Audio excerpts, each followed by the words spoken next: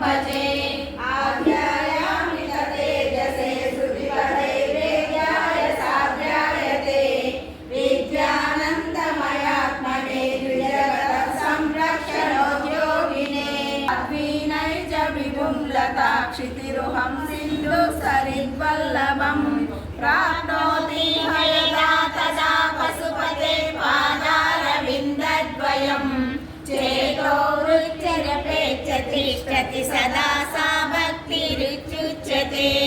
आनन्दाश्रुभिरातनोति पुलकम्